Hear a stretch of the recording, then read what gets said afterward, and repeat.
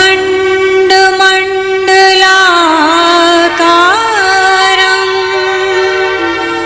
व्याप्तं येन चराचरं तत्पदं दर्शितं येन तस्मै श्री गुरुवे नमः। कुछ आपके लिए सूत्र बताने के लिए जा रहे हैं कि उल्टे विचार नहीं आएंगे, वह आपका साधना में मन लगेगा, आपको मंत्र जाप करने में मन लगेगा। हमारा मन क्यों नहीं लगता है, ये बहुत सारे लोगों की समस्या है।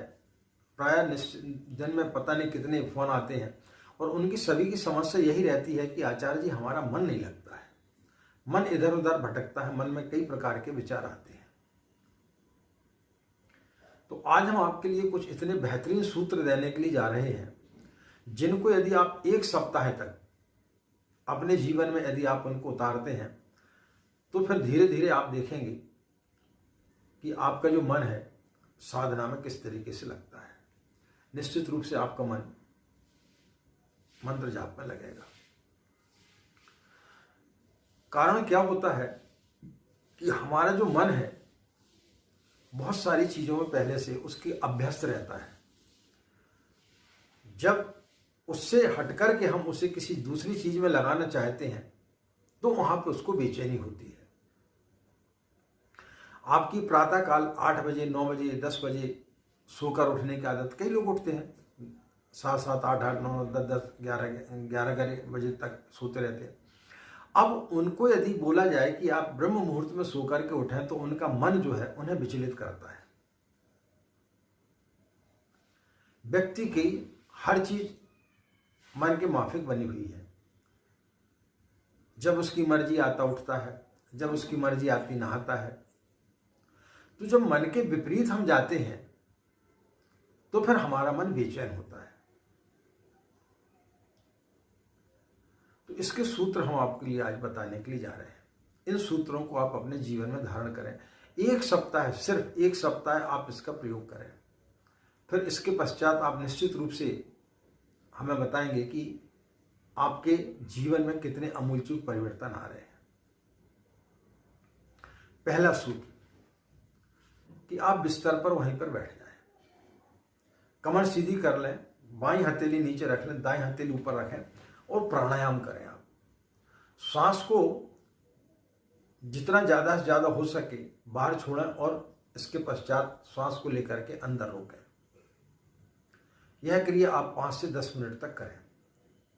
क्रिया किस प्रकार से करना है, आंखें बंद कर लें और देखिए।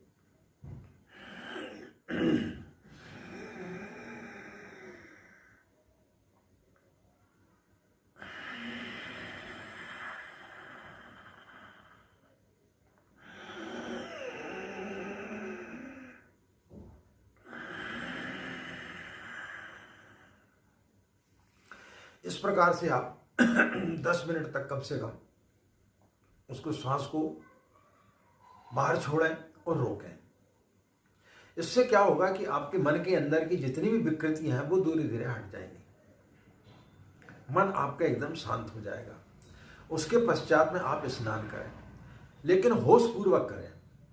दूसरा सूत्र है एकाग्रता, यानी आपके मन में एकाग्रता आनी चाहिए। उस समय आप यदि स्नान भी कर रहे हैं तो आपका एकाग्र मन होना चाहिए। आपके ऊपर एक एक बूंद भी यदि गिर रही है तो आपके लिए उसका एहसास होना चाहिए। उसके पश्चात में आप जो है पूजा स्थली पर बैठ करके पूर्वमुख होकर के आप पूजा स्थली पर बैठ जाए, पीले वस्त्र धारण कर लें। पश्चात में आप चाहें तो फिर 5 से 10 मिनट इस साधना को पुनः दोहरा सकते हैं। तो फिर आपका मन शांत होगा और फिर उसके पश्चात धीरे धीरे आपका मन जाप में लगेगा। तीसरा सूत्र है भोजन, आहार। व्यक्ति की वासना, व्यक्ति का मन जितना ज्यादा भोजन के अंदर गहरा रहता है उतना वासना में भी नहीं रहता। बच्चा पैदा होते साथ उसको भोजन होना और मृत्यु पर्यंत तक उसको भोजन की आवश्यकता होती है। बगैर भोजन के व्यक्ति नहीं रह सकता। एक बार किसी भी वासना के बगैर रह सकता है, लेकिन भोजन के बगैर नहीं रह सकता। तो भोजन में मन की का जो है रस जो है वो बहुत गहरे तक भरा हुआ है। तो आपको 1 सप्ताह तक क्या करना चाहिए, आप एक नियमित भोजन करें, हल्का भोजन करें, पेट को थोड़ा सा खाली रखें। तो उससे क्या होगा कि आपके अंदर के जो विचार हैं, जो कुविचार हैं, वो धीरे धीरे समाप्त होते हुए चले जाएंगे। जैसे शास्त्रों में कहा गया, जैसा खाओगे अन्न वैसा बनेगा मन। तो जितना आप अच्छा आहार लेंगे, शुद्ध आहार लेंगे, तामसिक भोजन नहीं करेंगे, हल्का सा भोजन करें, हो सके तो व्रत कर लें, और 7 दिन तक यदि आप व्रत नहीं कर सकते तो दोनों टाइम जो है आप हल्का भोजन लें। तो उसके पश्चात जो है आपको नींद भी अच्छी आएगी और आपका मन भी लगेगा, क्योंकि मन की जो जड़ें हैं ना वो भोजन में ज़्यादा समाई हुई है। तो वहाँ से उसको अलग करना, मन को किन किन चीज़ों से हम अलग कर सकते हैं, उसकी जो आदतें बनी हुई हैं उनको कहाँ कहाँ से हम अलग कर सकते हैं, ताकि हमारा ध्यान में मन लग सके। तो तीसरा सूत्र है भोजन, मतलब आहार संयम। तो सबसे तीसरा सूत्र जो है वो आहार संयम। 1 सप्ताह तक अपने आहार पर आप नियंत्रण रखें। उसके पश्चात आप देखेंगे कि धीरे धीरे आपकी मन की जो अस्थिरता है वो दूर होते हुए जाएगी, मन आपका स्थिर होते हुए चल जाएगा, यानी मन समाप्त हो जाएगा। फिर आप ध्यान करने बैठेंगे तो फिर आपका सिर्फ ध्यान लगेगा। उसके पश्चात में चौथा सूत्र है मौन। आप या तो 7 दिन तक मौन रहने का अभ्यास करें, या फिर आप दिन में 2 घंटा 3 घंटा धीरे धीरे आप अभ्यास को बढ़ाते जाएं।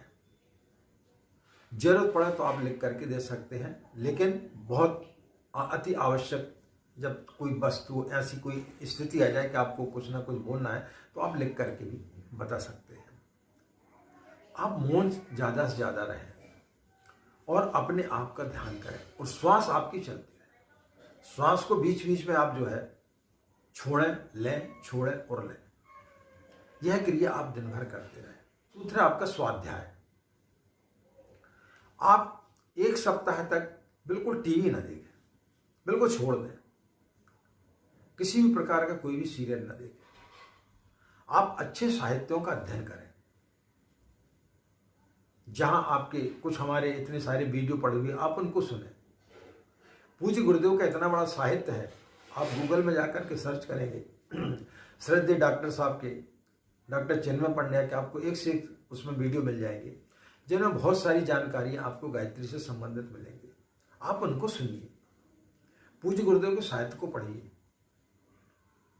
1 सप्ताह तक यदि आप निरंतर इस क्रिया को दोहराते हैं तो निश्चित रूप से आपका मन जो है साधना में लगेगा। आप लोग खुश रहें, मस्त रहें। माँ गायत्री का असीम कृपा इसी प्रकार आप लोगों पर बनी रहे। हमें आज्ञा दें। नमस्कार।